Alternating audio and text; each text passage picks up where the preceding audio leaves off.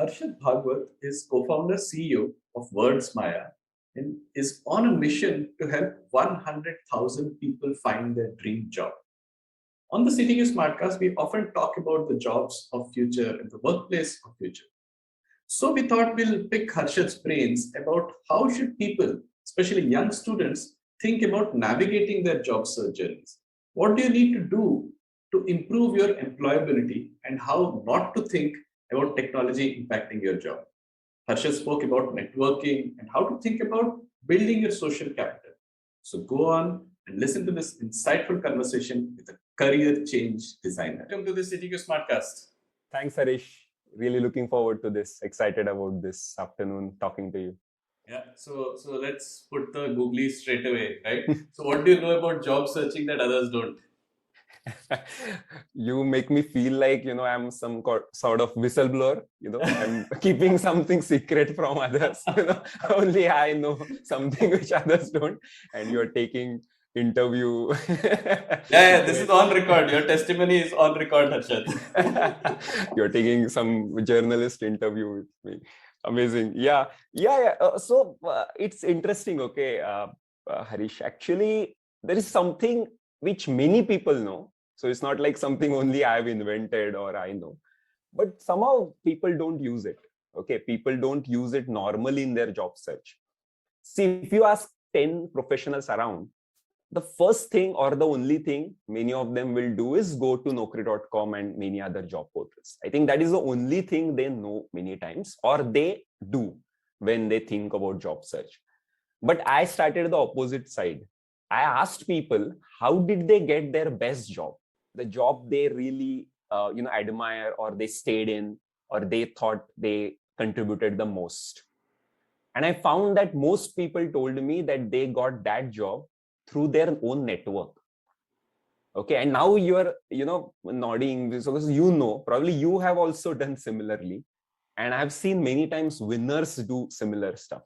They don't go for these typical portals. Many of the professionals got these jobs inbound. So kind of that company or the department head or maybe a team lead got that person in, actually, because of maybe prior connection, working together before, college mate, whatever that choice is. So somehow I realized this is the big gap, I guess. The people, and that has been my story also, that like I've done only one job, but that I could get through networking only. Like when you sort of know what you're applying for, you have some leverage there, or you know what you want to get into, and you search like that. And there are many problems with job portals which don't allow you to do this, actually. Right. So, one follow-up question to that, Harshad, is that when you ask people about what is their, favorite job, or, like they say, the dream job, right?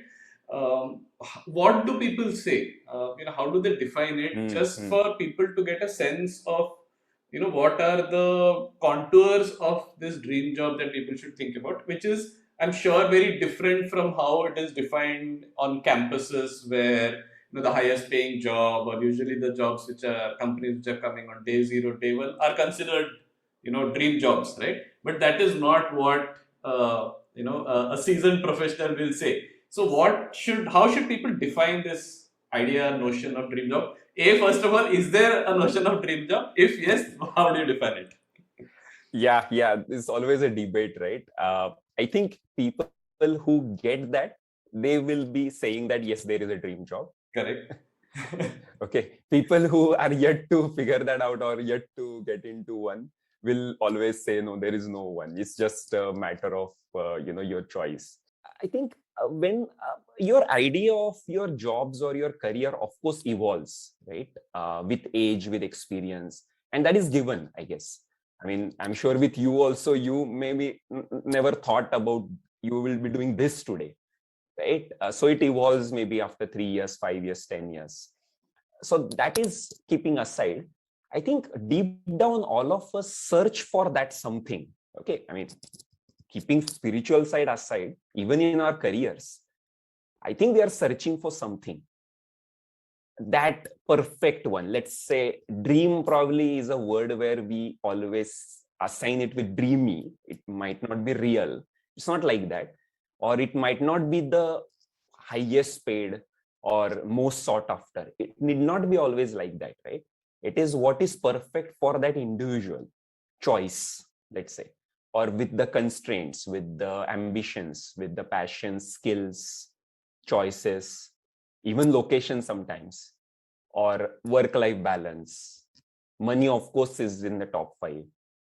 So I think all these choices or all these constraints we have, within that, if we can get the best one, I think employers will also agree that these people stay longer, and also they are more productive, right? If they are really liking. And I think if we do something we really are fitting in, we tend to like that as well.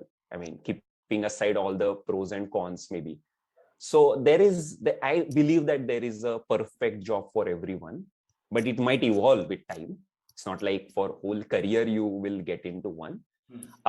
What I feel like people do not go enough inwards. I think we are constantly bombarded with external things. So many times our choices are what our friends are doing or what our family told us to do. That is the biggest problem in career choices, at least in early stage, right? We always follow someone or someone's advice. So I have seen many people saying after 3 years, they realize, oh, this is not what they want to do. Or I'm sure you know many engineers after completing engineering, they thought, okay, they would want to start a YouTube channel, right? I mean, so TVF story. So I think our choices are driven by external phenomena. If somehow we know how to go inwards and think about what are our choices, which is not easy, which is definitely not easy, I think there is a better way of approaching our careers. Uh, our choices, as I said, may change with time, but can it be a conscious choice? I think that is my point here. Right. And if we want that job, then there are different ways of getting it. Right. Right. So just to complete, I ask Hmm. my students, coaching students, is that you want a job or you want the job? If you want a job, I am not required. Okay, you will get one anyway. Right. So there are two aspects to this, Harshad. One is, like you said, looking inwards. That is understanding yourself, knowing yourself. The second part too is that you may not have got enough exposure to know whether you are cut out for this, or whether what you want is actually what you would enjoy as well. So how should people bridge this gap? And I'm not talking about only students. It is as relevant to mid-career folks as to senior career folks as well, right? I mean, people may want to take up CXO level positions because they feel that after 45, after 50 they should be there, but probably that is not something that they will enjoy. They're not playing to their strengths, right? So how should people a know and b get the exposure? How and if they don't have that exposure, then how do they deal with that situation? Yes, Harish. I think all of us face this situation, right? Like we think about something, but when we get into that or we reach that place, we realize, oh, it's not what we thought about, right? So it is always a struggle. I think the single word for this is, can we simulate that in some way? See, for example, internship is a simulation for a student, simulation of an industry experience for a student, right? Uh, Many times in larger companies, people do one more extra project outside their department many times, and companies allow that to happen, and then they change the department. Many times this happens. If that is also not possible for you, I think talking to people is one thing, which is networking is one thing most people don't do. They sort of think only, they just get thinking inputs. I think talking to real people who are in that situation, who are in that role, who are in that sector, doing that kind of work, or whatever you're searching up for. I think that kind of gives a better mileage. And we call this as informational interviews. That more and more you talk to, and there is a structure to it actually. How can you get that information you want? So as you said, the exposure you will not have can be simulated in some way, probably. Mm-hmm. Right, right. And how did you zero down upon your goal slash purpose for life? Where I think I read on LinkedIn that you've taken up the mission of helping what 100,000 professionals become career champions. So how did zero down on this? What was your journey like in order to find that this is what I really want to do? This is your dream job. Is it? Yes, I do. I think the corporate job I did was really my dream job. Mhm. And I left it when I realized, oh, I mean, I have to search for the next one, probably. Right. Like I could get whatever, or I could deliver whatever I could, in that. The stint at WordsMaya was similar. That, yes, I mean, we are doing something for students and professionals on soft skills side. This particular helping professionals with job search, uh, I think all of us realize this or experience this, that the best opportunity always comes in disguise, right? I mean, you do not know, okay, this is what you are actually doing.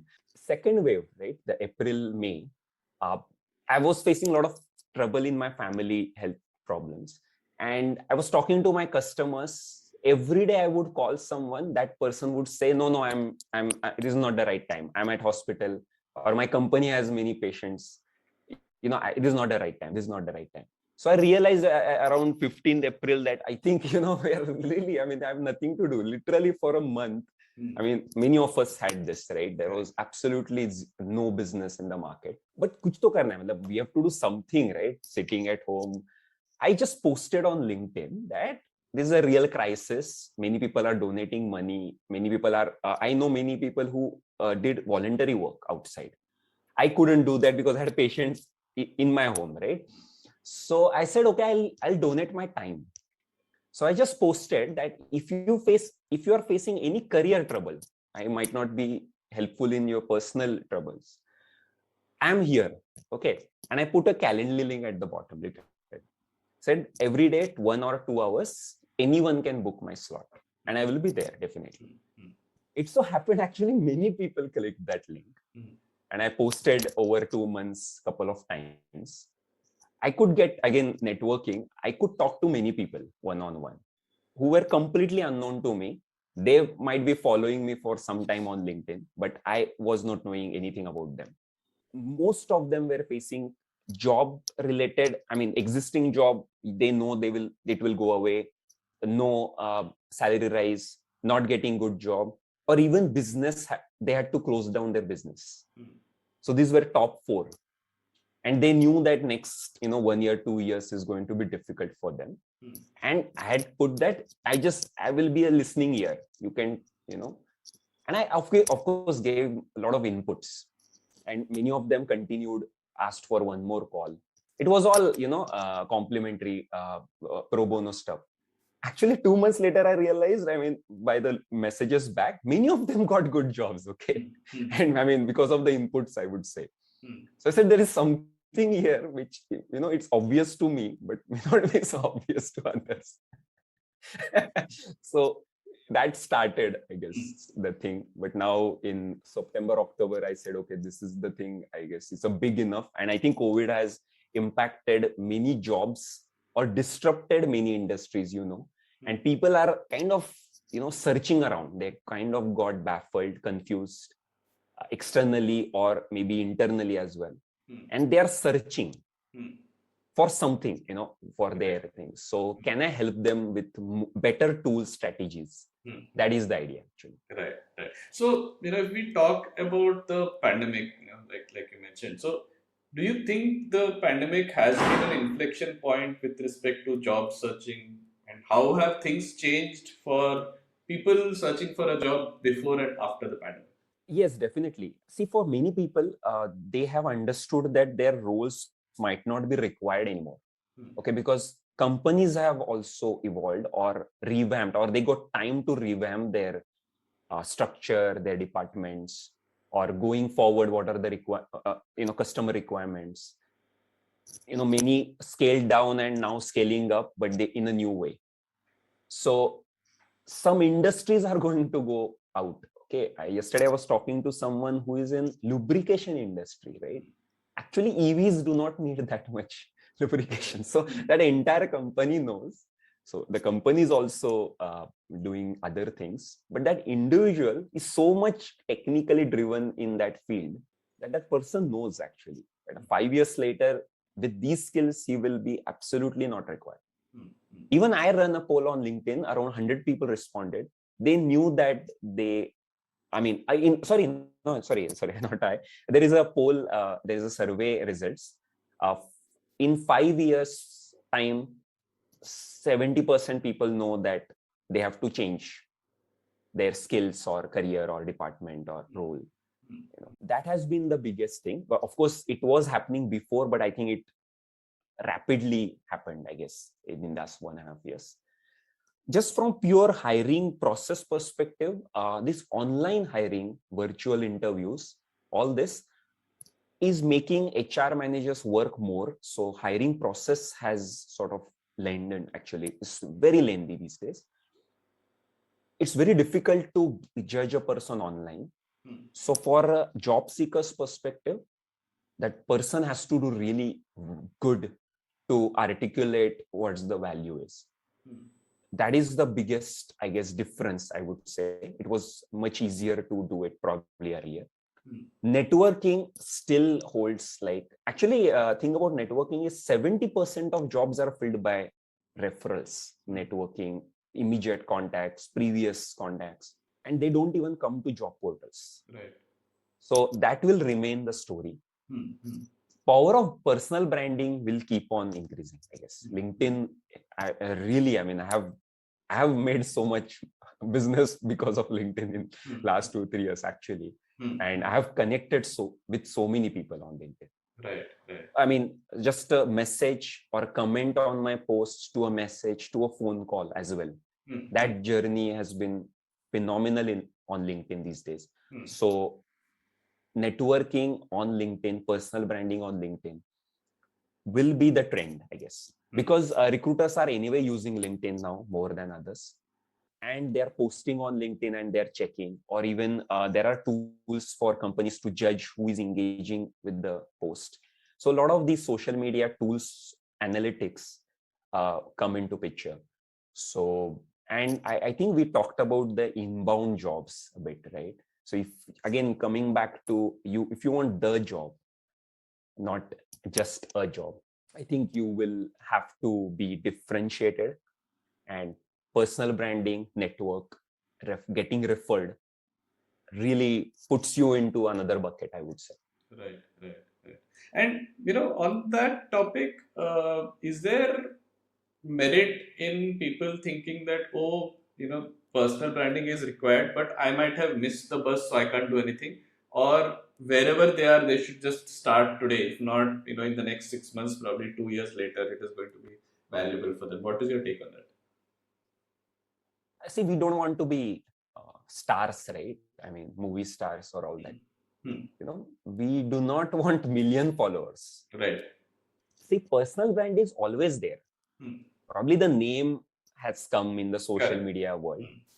See, you and I connected after some time now, but I had that impression about you. You had an impression about me anyway.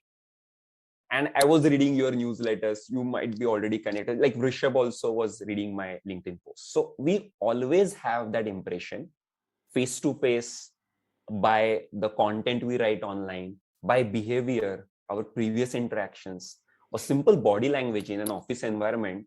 Good. You know many people you might not have talked to, but you sort of know by body language he's a leader or he's a junior. You kind of have a lot of impression about people around. So anyway, person has a personal brand. When you say I have to build my personal brand, you mean that you want to be conscious about it. Now you want to consciously create an impression of one kind. I always say that it has to be real impression. You should not and cannot fake that. But be conscious about putting that type of impression more, let's say, in a way. For example, let's say there is a side to it, Harish, that I don't know anything about. but now tomorrow you put that out. So I have one more impression about you. Of course, we are talking about professional brand here. There is one skill I don't know about, and you put that out. So I add one more thing. The way you comment on others. Anyway, it adds to your personal brand. But of course, the aesthetics part of it, let's say nowadays, our photos, even many of us have to invest in a good webcam. I know many leaders who have invested in webcam and ring light just to look better on video calls. Why? I mean, internal video calls. So why do we do that? Again, they want to look richer. So all of us have personal brands. So it's not about missing the bus.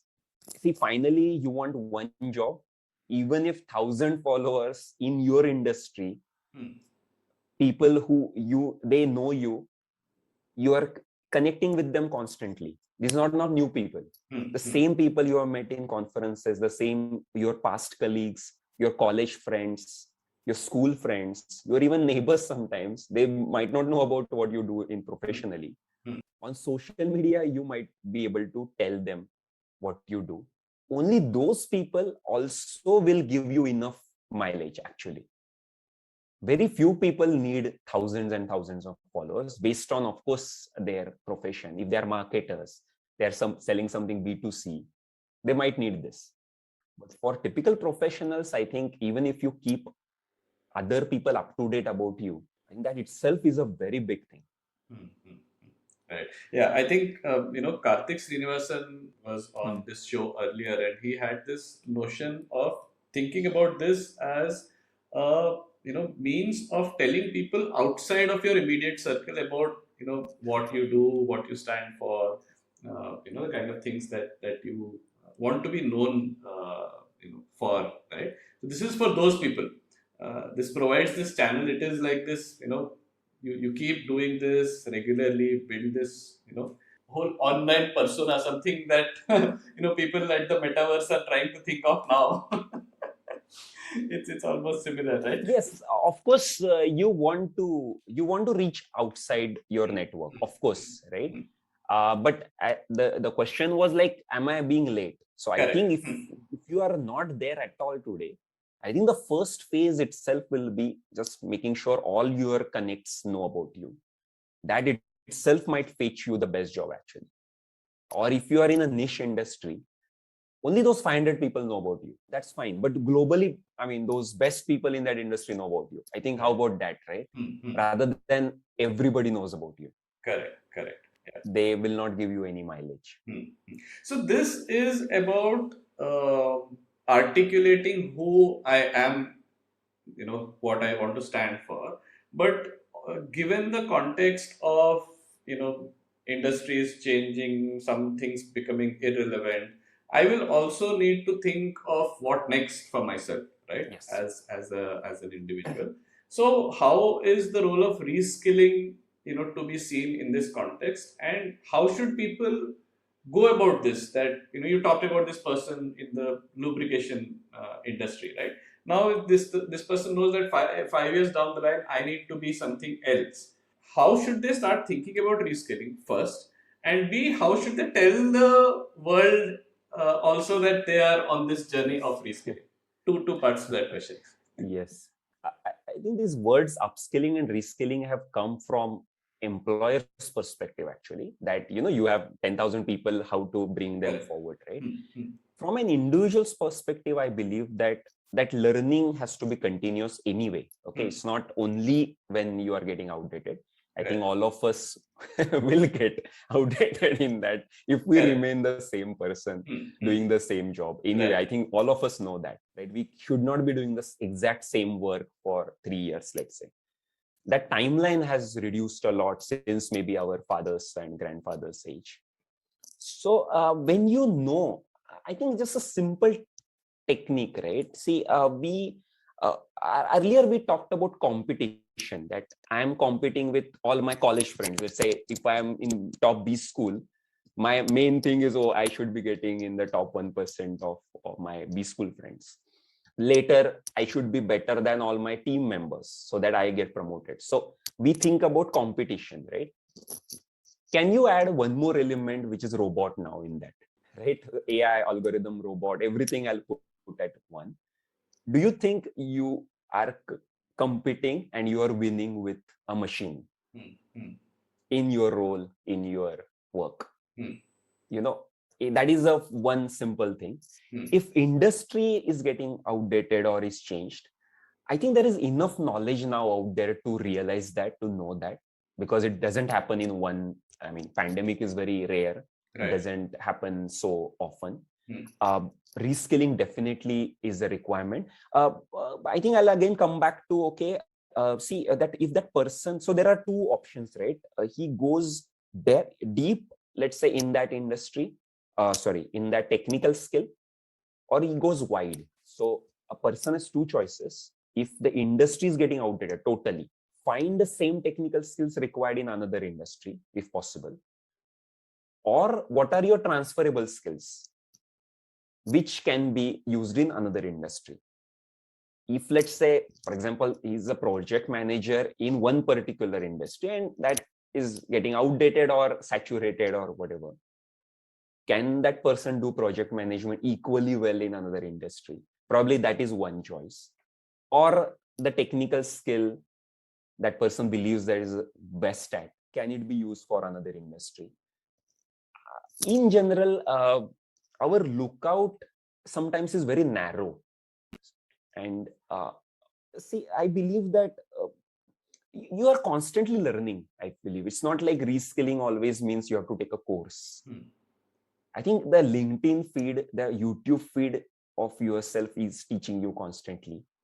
And another one is what people are telling you. So your network feed actually. So you get those signals, I think, that it is a time and what could be a better choice, right? So I think these feeds will be enough for a person to get initial idea about when is the time and what could be 2-3 possible opportunities. And then that person has to draw a line, I guess. Then there will be a journey, of course. In that context, Harish, I believe that coaches are really required in the new world. I think that is not just in career. You will know that in this 1 or 2 years, I know so many people, let's say health coaches, right, in general, yoga teachers and mental counselors have been in real demand actually. So anywhere, you need help in drawing that line and an external person telling you the better ways of doing things. I think all of us will need coaches or mentors, or even if we are good self-learners, I think sometimes we will need an external help. So many of entrepreneurs, I have had always good mentors. So similarly, any case you need those people actually. Right. I think what I'm hearing, Harshad, is that usually people end up getting bogged down with their day-to-day work, right? You need that radar to be able to detect and catch those signals and then make some sense out of it. Either you do it yourself by taking that time out, paying attention to all the signals that are coming in.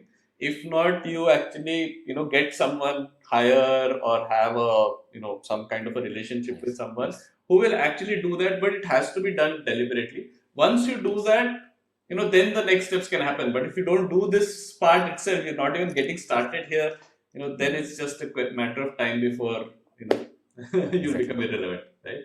Exactly. Yes. Yeah. That's a good way to sum it up. So, next question on this. We spoke about this competing with robots, competing with technology, bots, algorithms, and all of that. There's another aspect to it. Now you also need to start getting comfortable working with robots, right? So how should people think about that? I think we already are, aren't we? I think the machines are getting more intelligent, right? I think we are constantly working with machines. They are getting more intelligent. It's going to be a very new challenge, I would say. Again, we talked about exposure, right? We have to learn by exposure, I would say. Probably just yesterday, this another context. I'm not good with pets actually, because I never had any exposure to them. That kind of. So yesterday I had my niece coming, and she's just 2 years old. She's so good with pets, actually. So we went to our neighbor's place. She directly hugged that dog, and dog also liked her and all that. Right? So I was amazed, actually. And I realized later that actually dog reads body language, not the language we speak. Okay, so we tend to speak. So I tend to speak, like to the dog. She knew how to approach that dog, probably. Just 2-year-old. Right. Her body language was perfect. So the exposure, I would say, I think the one line answer is pure exposure working with robots.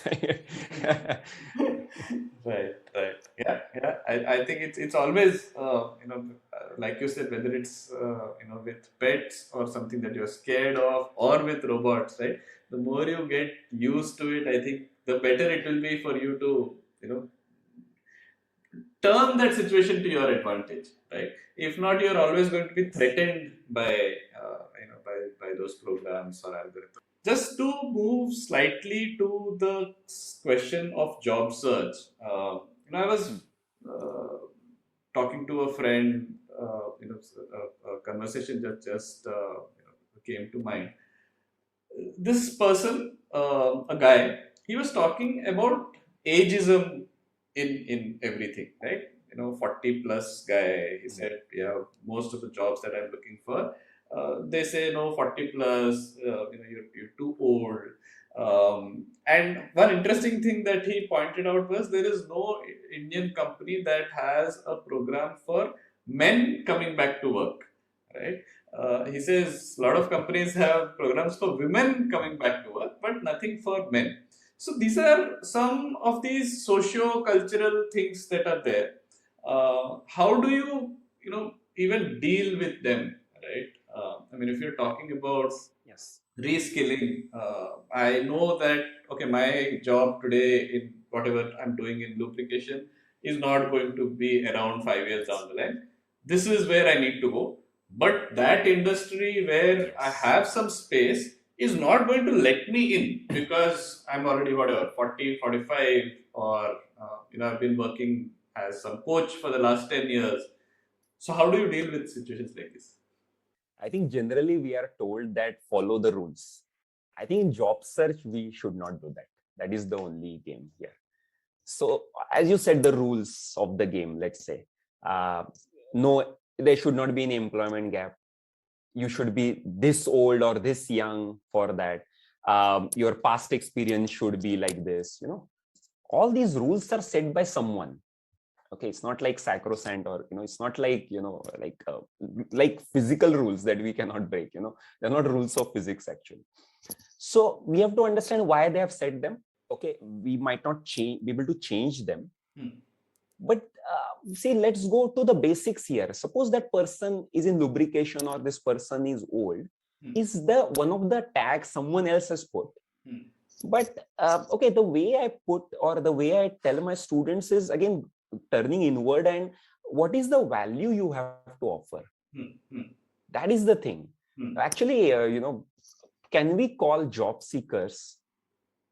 It's a very bad word, I would say. I'm going to change it. Okay, I'm still new to it, so I'm still following the rules of the game, the language rules at least. See, job seeker and job giver. So we are always putting this as a cult. It's a class struggle, I would say. Correct. Another. Yeah. Can we break that, right? So those are the rules coming from this class struggle that I'm always begging, I'm always seeking. Can I call them as value givers, value providers? And yes, companies as value consumers, value beneficiaries. Can this be really a marketplace where, it's a handshake between need and the supply and demand? Can, really, can we think ourselves as a single person company? And we already are, because companies think like that actually about us, right? That, every quarter, every year, you should be able to perform this much and that much, right? Just the salary structure makes you believe that you are getting salary apart from it, even Right. though you don't deliver on that day. You still get Correct. that salary. So just the structure wise, you sometimes think that you're getting salary anyway. mm, But otherwise, top leaders are anyway choosing you and judging you constantly, right? Based on the output. mm, So why can't we define that mm, broadly? mm, Of course, it is very difficult. It is based on the needs of the company. So coming back to your question of that particular person, mm, that person could identify that this is the value I have to offer based on my skills, experience, certifications, previous knowledge, mm, all those things, my personality, my contacts, even sometimes my background makes me different for this particular role. And then try to match it. Who would want this value? Again, can we call job search as opportunity search? Where could be the opportunity to contribute? Just sometimes making the language, or like the way you think or put words makes you think differently. So I would say, just don't think about these rules. If you know how to define this, probably job portals will not allow you, because those keywords you might not have on your resume, or right, the HR will be so busy to not listen to your story, mm, because that HR has 300 resumes. mm, mm, There are other ways to get in, actually. right, right, You just need some patient listener who will, instead of having 6 seconds given to you by HR, mm, the person will have maybe 3 to 5 minutes to mm, listen to your story, actually. And actually, I make my students prepare elevator pitch. This is another thing only entrepreneurs know. Can we have elevator pitch of everyone, actually? That whenever a person picks up a call, he puts that in the first 30 seconds, 1 minute. And then he gets maybe 4 more minutes to talk more. And then an half an hour interview later, right? mm. So there are better ways of getting through these rules, I Yeah. guess. So this brings us back to networking, right? What we are Hmm. essentially talking is that, instead of going through the regular route, which will have these, gates for whatever reasons, right? They just want to make their job easy, because of which they have put these gates and in these criteria, and those gating criteria don't work for you. So you will have to figure out some other way to circumvent all of that, and one way to do that is networking. So if networking is like Yes. a skill that you think of in terms of employability, A, how do you get better at networking? And Hmm. B, like networking, what are other skills that you should add to improve your employability? Yeah, yeah. I guess, yes. Networking has become an essential skill. Uh, Generally, only salespeople who generally do face-to-face or front-end sales are Hmm. generally good at it. Hmm. Entrepreneurs learn that, I guess, on the go. Uh, Many people think like networking is only for extroverts. It's very difficult to network for introverts. Again, I believe these are all rules set by some people. Let's say you go to a party, you go to a friend's wedding. Don't you talk to other people? I think that is I guess, first step. If you don't, I think you should start with that setting, right? Where you probably know, his cousin's friend, his cousin's cousin. Okay, he's like, most of them people, but do you really talk to them? Maybe unknown or known. Do you know how to talk to people Hmm. on the go, or you just meet? I Hmm. think that could be a good starting point. Um, Next starting point could be, talking to people in conferences. Just a difference, Harish. Okay, I knew, I was working as a scientist, and then we get that opportunity to present in Hmm. conferences, or we go to these workshops of these industries and all that. I never, I mean, or I had my business card at that time given by my company, Hmm. and I used to use it. But now when I go to entrepreneurial events, many times I see more people outside the arena than inside. I mean, inside that lecture hall. I know how many people do not miss breakfast and lunch and dinner, because that is the time when you can meet others. I know many people who just come for breakfast, lunch, and dinner. They are not even bothered about what is going inside that hall, conference hall. So this is the totally different mindset, I would say. So maybe an extreme mindset, but can we in the middle? So how many times a company sends you somewhere and you come back with 5 more friends? Hmm. How many times you connect on LinkedIn immediately and send that first message? Hmm. Simple. You watch a YouTube video, or let's say someone watches this podcasts, this Smartcast, Hmm. can I expect a LinkedIn request from these people? Right. Saying that I watched this Smartcast, would like to connect with you. Correct. Such a simple thing, right? It's not for introvert, extrovert, nothing. It's just, I mean, they might not have anything to do with me today, but maybe 5 years later, they will think about me. Probably, I don't know. Or I will think about them that, okay, someone from this company contacted me. It might happen, might not happen. Again, these are all, I would say, like a random bouncing of each other, which many times results into opportunities, I would say. So yes, networking is definitely an essential employability skill. I guess second skill, especially with job search, I will tell you, is selling skills. Sometimes many times sales has a very negative connotation. They believe that, you are selling means you are selling crap, you are lying, you are cheating. That is a concept sometimes we believe. Sometimes we believe that why to talk about myself, let others find that out. Why to talk about my work to my own boss, for example? I think if you're really expecting promotion or salary rise, I think you should know how to present your own work, right? Right. I think that we all know, otherwise there is no chance you will get ever, or you will get that 8% rise yearly set by company, but you will definitely not go in a non-linear way. So these basic selling skills, I would say, just able to understand how to communicate. I think soft skills, people have been telling for many years now. Soft skills, see, there is a nice quote in this LinkedIn learning report. In the age of robots, soft skills will reign supreme. Actually, it's the title of the whole chapter on soft skills. So we talked about robots earlier. I think we have to be more humans now. So top three soft skills in that report are communication, leadership, and creativity, problem solving. I think these three things will continue to separate us from machines, I hope, for a long time. These skills are, I guess, essential employability skills, apart from, of course, technical skills, what you are really good at and you are delivering to the organization.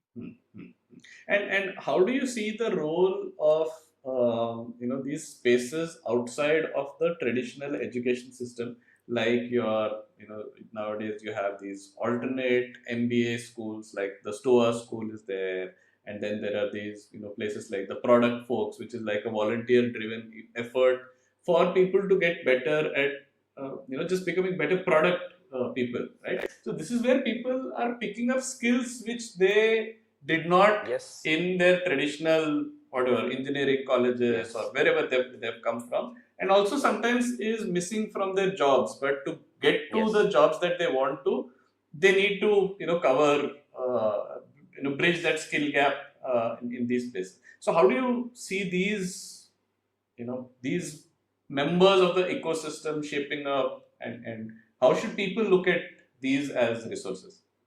I think the first is mindset issue. I think many of us will know this, but I believe most people think that after graduation, post graduation, education is over. Okay. But learning is not. I think we believe learning is, we have to sit on a computer and, really concentrate. Maybe we take notes. I think it's just one form of learning. We are learning constantly anyway. What does media do anyway, right?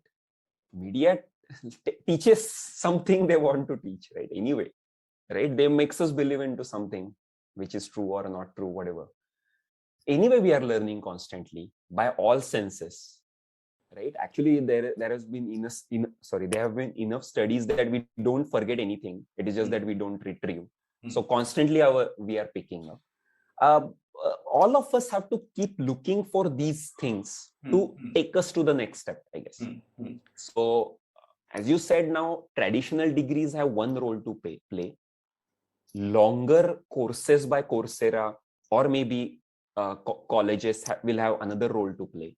I guess there are definitely some skills which need in-depth, learning. See, let's say, would you go to a doctor who shows you Coursera certificate for, but not to the basic degree, like really? I mean, we might not, right? Doctor means at least 7-8 years of, learning by doing, learning by reading. You tend to believe in that then, right? So there will be some skills, some domains where you need to slog hard for a longer time. But for these lifelong learning things, what I call, that these are smaller things as compared to your degree, let's say. These are, let's say, 6 months, 1 year max learning journeys for you. I think these community-driven models will definitely evolve. Actually, in fact, I'm making one for these career things. I'm calling it as Career Champions Club. I'm defining certain attributes which I call career champions have. And a few of them we talked about, let's say, knowing oneself to, really know what the job they want. There are many others I've defined. And I'll be building community of career champions who might not be champions today, but that's the plan, right? That's why they are in the community, to become one over time. And we all will go together along with that. And it might not be just a 3 months journey. Maybe the first step is 3 months, but it's a lifelong journey actually. Right. Yeah. Great. That's great to hear, Harshad, and all the best for that. So coming to the end of this conversation, any books, podcasts, people that you would recommend for people to just improve this ability to capture signals of how things are changing with respect to the workplace of the future, and how to think about their job search. Any recommendations? It's a difficult one. I mean, recently I had posted a quote that if you want to change your reality, change your online feed. Okay. Okay, so I think we just have to change our online feed, I guess. Right. Even I did that 3 months back. Okay, I went through all the YouTube channels I was subscribing to. I literally unsubscribed all the channels and I resubscribed to new ones. Probably that way. Sometimes you just need that.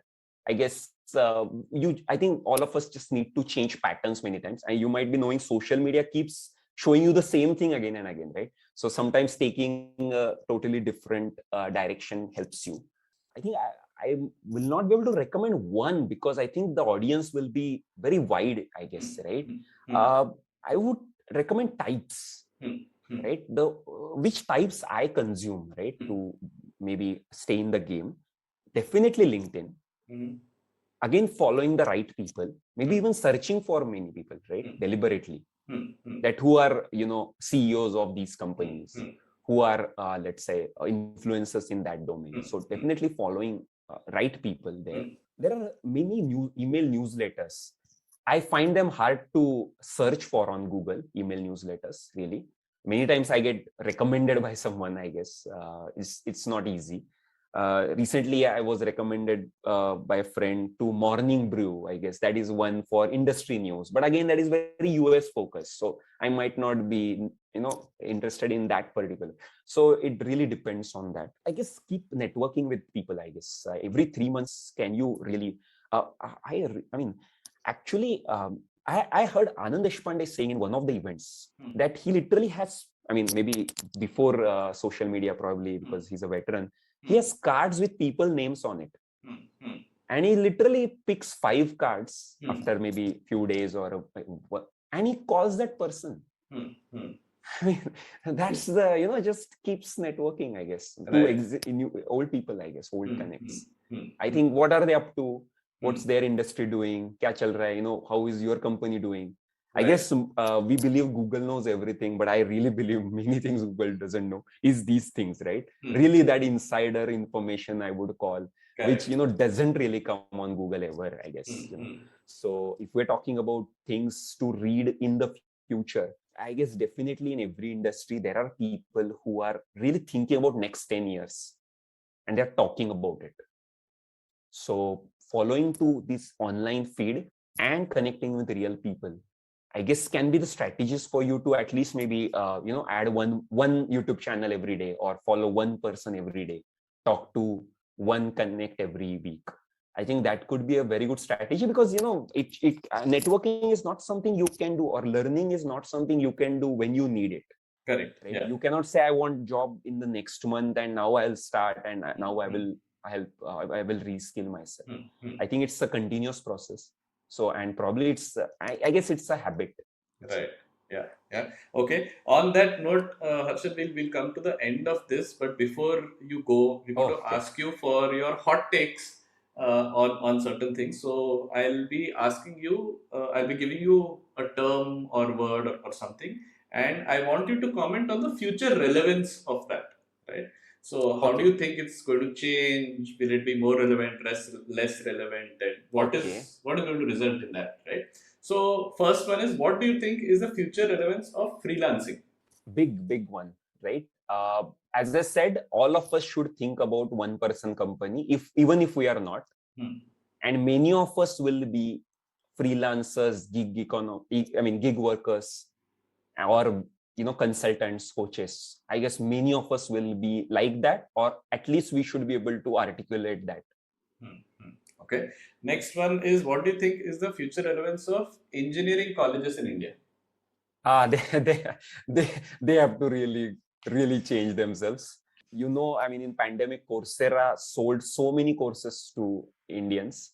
They went through colleges also. Okay, so colleges indirectly promoted their future competitor. Actually, I know them. L&T started a degree program Hmm. in particular domains. Hmm. Hmm. So there will be massive changes. Hmm. I know engineering colleges, I work with them. They have to really change very fast, very fast. Maybe 3 years time, I guess. Okay. Colleges are going down. Many colleges are closing. Right. Only top ones will be Hmm. relevant. It's Okay. really tough. Okay. And finally, what do you think is the future relevance of resumes? Anyway, I mean, resume is, I think it's such a simple device to communicate. I think it will remain like that. I think we would like to add things. Hmm. Resume is too short, too simple to articulate or to communicate more. Already, we help students make a resume Hmm. so that remotely they can show something. Hmm. LinkedIn profile or any online social media profile of that relevance will be the next resume. Hmm. Um, I guess your face, your video appearance has become even more important. But resume in itself is such a simple and quick device that I think it will not go away from hiring, Hmm. because I know hiring managers do not want to see a long LinkedIn profile and a 1 minute video to Hmm. quickly judge a person. Hmm. So Hmm. probably resume will remain like that, but we will need more devices along the hiring process. All right. On that note, Harsha, I think this was fantastic. These are the times where the so-called future of workplace is not somewhere in the future, but it is. We are actually we started living that future. Yes. So it was good to pick your brains and talk about job searching. It's not just about building great companies and building a great culture. Sometimes you also need to start thinking about who are these people and what is the process that they need to follow to be Hmm. joining these great companies. So this is a great conversation. I could pick up a lot of actionable things for myself, even though I'm not in the job market right now. But this was great. So I hope a lot of people who are listening to this conversation will get to empathize with people they're trying to hire and also think for themselves on what needs to be done. Any closing comments from you? No, I mean, thanks for this. Actually, this is a perfect example how a casual interaction can really result. So I also now have started thinking about many things. So your questions made me think deeper, probably about many things. So even questions you sent yesterday, made me really wonder, like, if I have the answer for it. So I think this is a perfect example how just 1 hour. I'm sure both of us sort of learned a lot, I guess, All from right. each other. Yeah. Thanks. Thanks a lot, Harshit.